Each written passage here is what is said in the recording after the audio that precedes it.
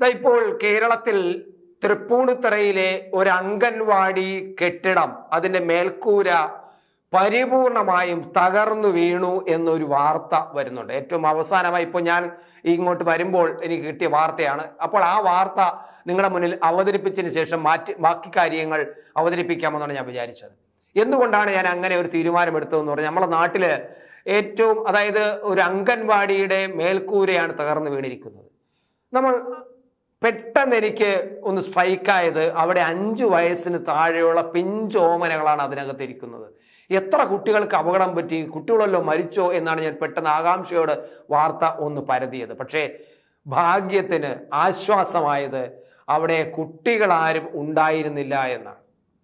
കുട്ടികൾ എത്തുന്നതിന് ജസ്റ്റ് മുമ്പാണ്, അതായത് ഒരു ജസ്റ്റ് മിസ്സിങ് എന്നൊക്കെ നമ്മൾ പറയുന്നത് പോലെ 9:30 രാവിലെ 9:30 9:30 കഴിഞ്ഞപ്പോഴാണ് അവിടെ ഈ മേൽക്കൂര പരിപൂർണമായും തകർന്നു വീണത്. ഒരു പൊടി പോലും കുട്ടികൾ അതിനകത്തുണ്ടായിരുന്നെങ്കിൽ ഉണ്ടായിരുന്ന കുട്ടികൾക്ക് പരിപൂർണമായിട്ടും എല്ലാ കുട്ടികൾക്കും പരിക്ക് പറ്റിയതിനെ. കാരണം ആ മേൽക്കൂര തകർന്നു വീണ പടം കാണുമ്പോൾ നമുക്ക് വല്ലാതെ വ്യാകുലപ്പെടേണ്ടി വരും. നമുക്കും കൊച്ചു കുഞ്ഞുങ്ങൾ, പൈതങ്ങൾ നമുക്കുള്ളതാണ്. അപ്പോൾ അവരതിനകത്ത് വീണുപോയേനെ. ഒരു പക്ഷേ ഏതെങ്കിലും ഒരു കുട്ടികൾക്ക് നിർഭാഗ്യവശാൽ ജീവനും പോയേനെ. അത്ര വലുത തടിയും ഓടും എല്ലാം കൂടി തകർന്നു വീഴുകയാണ് ഉണ്ടായത്. അത് നമുക്കൊരു സാധാരണ വാർത്തയായിട്ട് വായിച്ചു പോകേണ്ട വാർത്തയല്ല എന്നുള്ളത് കൊണ്ടാണ് ഞാൻ നിങ്ങളുടെ മുന്നിൽ അവതരിപ്പിക്കാൻ തയ്യാറാവുന്നത്. കാരണം നമ്മുടെ നാട്ടിലെ സ്കൂളുകൾക്കും അതുപോലെ കോളേജുകൾക്കും എല്ലാം എല്ലാ ശ്രദ്ധയും കൊടുക്കുന്നു. അവിടെ വലിയ ഭൗതിക സാഹചര്യങ്ങൾ കൊടുക്കുന്നു നമ്മുടെ സംസ്ഥാന സർക്കാരുകൾ. പക്ഷേ കുട്ടികളെ, പിഞ്ചു കുഞ്ഞുങ്ങളെ പരിപാലിക്കുന്ന കേന്ദ്രങ്ങൾക്ക് യാതൊരു പരിഗണനയും കൊടുക്കുന്നില്ല. അവരെ എങ്ങനെ വേണോ ആയിക്കോട്ടെ എന്ന ഒരു മനോഭാവമാണ് നമ്മുടെ സംസ്ഥാന സർക്കാരുകൾക്കുള്ളത്. അത് ഇന്ത്യയിലും മിക്കവാറും എല്ലായിടത്തും അത് തന്നെയാണ് അവസ്ഥ. കേരളത്തിൽ നമ്മൾ എടുത്തു പറയാൻ കാരണം കേരളം അതിൽ നിന്ന് വ്യത്യസ്തമാണ്. കേരളം എപ്പോഴും വളരെ മാറി ചിന്തിക്കുന്ന സംസ്ഥാനമാണെന്ന് പറഞ്ഞിട്ടും കാര്യമൊന്നുമില്ല. കേരളത്തിലും അതാണ് അവസ്ഥ. നിങ്ങൾ നോക്കുക, നമ്മുടെ നാട്ടില് ആർക്ക് വേണമെങ്കിലും ഒരു നഴ്സറി തുടങ്ങാം. എന്തൊരു വൃത്തികെട്ട ഒരു സംവിധാനമാണ് ഇവിടെ ഉള്ളത്. ആർക്ക് വേണമെങ്കിലും ഒരു ചെറിയ ഷെഡ് കെട്ടി വെച്ചിട്ട്, യാതൊരു സുരക്ഷിതത്വമോ യാതൊരു മാനദണ്ഡങ്ങളോ ഇല്ലാതെ ഒരു ഷെഡ് കെട്ടി വെച്ചിട്ട് അവിടെ നിങ്ങൾക്ക് ഒരു ബോർഡ് വെച്ചിട്ട് കുട്ടികളെ പഠിപ്പിക്കുന്നു എന്ന് പറഞ്ഞിട്ട് ഒരു നഴ്സറി തുടങ്ങാം. ഒരു നിയന്ത്രണവുമില്ല, ഒരു ലൈസൻസുമില്ല, ഒന്നുമില്ല. അവിടെ അവര് കുട്ടികളെ പഠിപ്പിക്കുന്നു, കുട്ടികളെ പല സ്ഥലങ്ങളിലും കുട്ടികളെ പീഡിപ്പിക്കുന്നുവെന്നും കുട്ടികളെ തല്ലുന്നുവെന്നും ശാസിക്കുന്നുവെന്നുള്ള വാർത്തകൾ നമ്മൾ ധാരാളം പുറത്തു വന്നിട്ടുണ്ട്. ഒരിക്കൽ നമ്മുടെ വിദ്യാഭ്യാസ വകുപ്പ് മന്ത്രി ശിവൻകുട്ടി ഒരു കാര്യം പറഞ്ഞപ്പോൾ ഞാൻ വളരെ ആശ്വാസത്തോടെ, വളരെ പ്രതീക്ഷയോടെയാണ് അദ്ദേഹം പറഞ്ഞ വാക്കുകൾ ഞാൻ കേട്ടത്. അതായത് കേരളത്തിൽ ആർക്കും ഒരു നഴ്സറി തുടങ്ങാമെന്നുള്ളൊരു അവസ്ഥയുണ്ട്, അത് അനുവദിക്കില്ല എന്നാണ് അദ്ദേഹം പറഞ്ഞത്. പക്ഷേ അദ്ദേഹം എവിടെയോ ഏതോ ഒരു നഴ്സറി യോഗത്തിലോ മറ്റോ പങ്കെടുത്തപ്പോൾ പറഞ്ഞതാണ്, അല്ലാതെ അതിനുമേൽ പിന്നീട് യാതൊരു നടപടിയും എടുത്തിട്ടില്ല എന്ന് നമ്മളൊന്ന് മനസ്സിലാക്കുക. അപ്പൊ നമ്മുടെ നാട്ടില് ഞാൻ പറയുമ്പോൾ നമ്മുടെ ബാലാവകാശ കമ്മീഷൻ എന്നുള്ളൊരു സംഗതി നമ്മുടെ നാട്ടിലുണ്ട്. ഈ ബാലാവകാശ കമ്മീഷൻ ആർക്ക് വേണ്ടിയാണ് ഉണ്ടാക്കി വെച്ചിരിക്കുന്നത്, എന്തിനു വേണ്ടിയാണ് ഉണ്ടാക്കി വെച്ചിരിക്കുന്നത് മനസ്സിലായില്ല. എവിടെയെങ്കിലും ഏതെങ്കിലും സ്കൂളിൽ എവിടെയെങ്കിലും വെച്ചിട്ട് ഏതെങ്കിലും കുട്ടിയെ ആരെങ്കിലും ഒന്ന് ഞോണ്ടുകയോ അതല്ലെങ്കിൽ പീഡിപ്പിച്ചു എന്നുള്ള വാർത്ത വരുമ്പോൾ ചടകുടഞ്ഞിറങ്ങാനുള്ളതാണോ ഈ ബാലാവകാശ കമ്മീഷൻ എന്ന് നമ്മൾ ചിന്തിക്കേണ്ടതുണ്ട്. കുട്ടികളുടെ അവകാശങ്ങൾ സംരക്ഷിക്കുക എന്ന് പറഞ്ഞാൽ കുട്ടികളെ പീഡിപ്പിക്കുന്നതിൽ നിന്നും അവരെ സംരക്ഷിക്കുക എന്നുള്ളതല്ല. അങ്ങോട്ട് ചുരുങ്ങിയിരിക്കുന്നു നമ്മുടെ കുട്ടികളുടെ അവകാശങ്ങൾ എന്ന് പറയുന്നത്. ബാലാവകാശ കമ്മീഷൻ അത്തരത്തിലാണ് പോകുന്നത്. കുട്ടികളെ ആരെങ്കിലും പീഡിപ്പിക്കുന്നുണ്ടോ, കുട്ടികളെ ആരെങ്കിലും കൊണ്ട് ജോലി ചെയ്യിപ്പിക്കുന്നുണ്ടോ, ബാലവേല ചെയ്യിപ്പിക്കുന്നുണ്ടോ, ആരെങ്കിലും പീഡിപ്പിക്കുന്നുണ്ടോ, ഈ 2 കാര്യങ്ങളാണ് നമ്മുടെ ബാലാവകാശ കമ്മീഷനുകൾ നോക്കുന്നത്. പക്ഷെ കുട്ടികളെ പഠിപ്പിക്കുന്ന നഴ്സറികൾ എങ്ങനെയുള്ളതാണ്? ഈ നഴ്സറികൾക്ക് ലൈസൻസ് ഉണ്ടോ? അവരെ നിർമ്മിച്ചിരിക്കുന്ന മന്ദിരങ്ങൾക്ക് ഫിറ്റ്നസ് ഉണ്ടോ? ഗവൺമെന്റിന്റെ അല്ലെങ്കിൽ സന്ദേശമുള്ള സ്ഥാപനങ്ങളുടെ കറക്റ്റായ ഫിറ്റ്നസ് ഉണ്ടോ? ഈ കുട്ടികൾ അവിടെ ഉച്ചയ്ക്ക് കിടന്ന് ഉറങ്ങുന്നത് ഈ തകര ഷീറ്റിട്ട ചൂട് കൂടിയ ഈ ഷെഡിനകത്താണോ കൊച്ചു കുട്ടികൾ കിടന്ന് ഉറങ്ങേണ്ടത്? ഇതെല്ലാം നമ്മൾ പരിശോധിക്കേണ്ടത്. ഇതല്ലേ ബാലാവകാശ കമ്മീഷനൊക്കെ പരിശോധിക്കേണ്ടത്. ഈ കുട്ടികളെ കൊണ്ടുപോകുന്ന വാഹനങ്ങൾ എങ്ങനെയുള്ളതാണ്? ഈ വാഹനങ്ങളിൽ കുട്ടികളെ കുത്തിഞ്ഞെരുക്കി കൊണ്ടുപോകുന്നുണ്ടോ? ആട്ടോയിലും മറ്റുമൊക്കെ കുട്ടികളെ കുത്തിഞ്ഞെരുക്കി 8-10 കുട്ടികളെ ഒരു ആട്ടോയിൽ കൊണ്ടുപോകുന്നു നമ്മൾ കേട്ടിട്ടുണ്ട് സ്കൂളുകളിലൊക്കെ. എന്നാൽ നഴ്സറികളിലേക്ക് അങ്ങനെ കൊണ്ടുവരുന്നുണ്ടോ? നഴ്സറിയിലേക്ക് വരുന്ന കുട്ടികളെ കൊണ്ടുവരുന്ന വാഹനത്തിന്റെ സൗകര്യങ്ങൾ എന്തൊക്കെയാണ്? ആ വാഹനത്തിന് ലൈസൻസ് ഉണ്ടോ? അത് ഓടിക്കുന്ന ഡ്രൈവർ എങ്ങനെയുള്ള ആളാണ്? അയാൾ മദ്യപിക്കുന്നവനാണോ?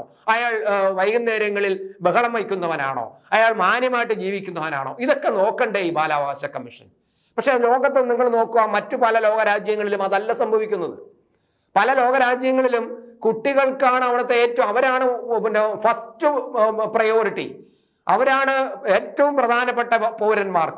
കുഞ്ഞുങ്ങൾ അവരെ പരിഗണിച്ചിട്ട് മാത്രമേ, അവരാണ് നമ്മുടെ ഏറ്റവും ഒന്നാമത്തെ പൗരന്മാർ.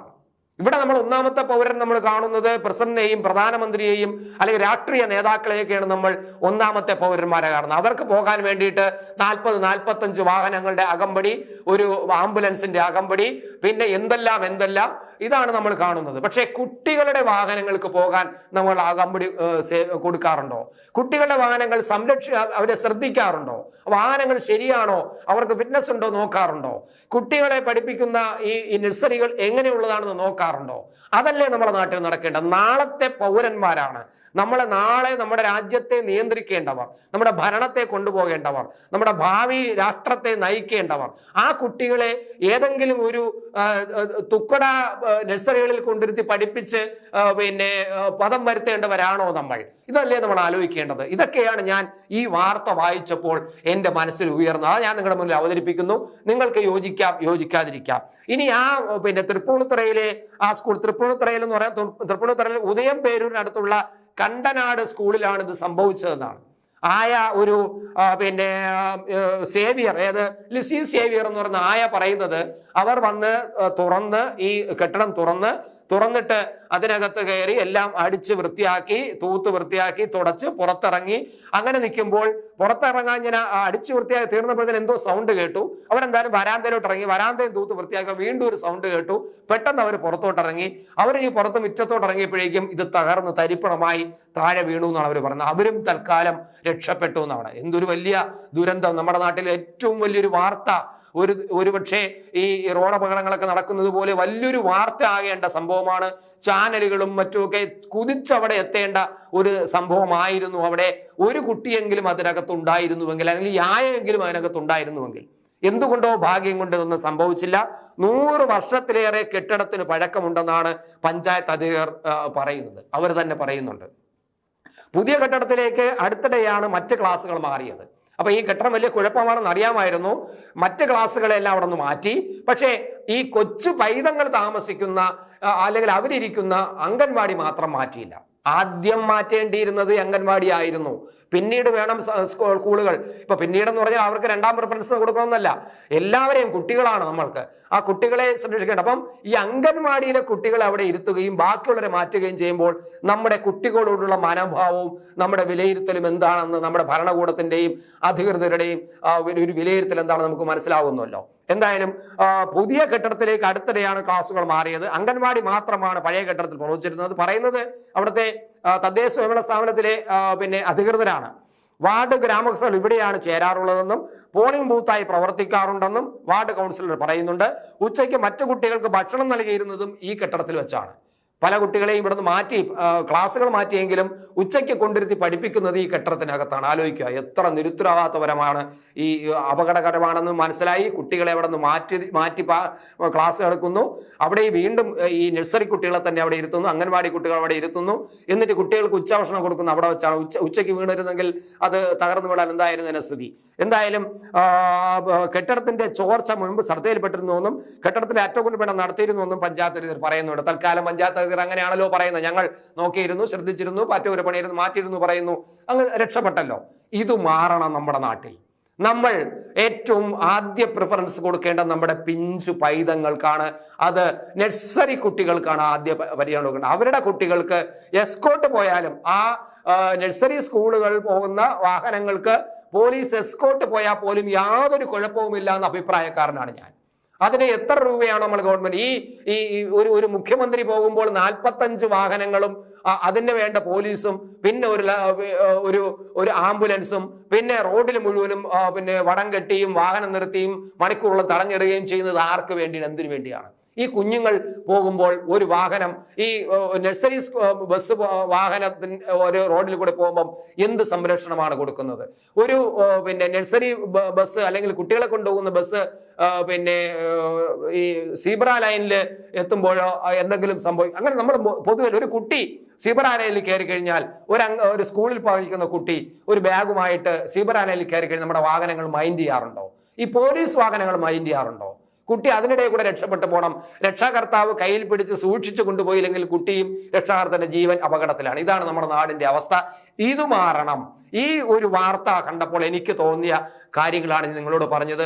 ഇത് മാറിയാൽ മാത്രമേ, ഈ സിസ്റ്റം മാറിയാൽ മാത്രമേ നമുക്ക് ഭാവിയുള്ള കുട്ടികളുണ്ടാവൂ. നമ്മുടെ വിദ്യാഭ്യാസ പരിഷ്കാരങ്ങളെ കുറിച്ചൊക്കെ വലിയ ചർച്ചകൾ ഇപ്പോൾ ഇവിടെ നടക്കുന്നുണ്ട്.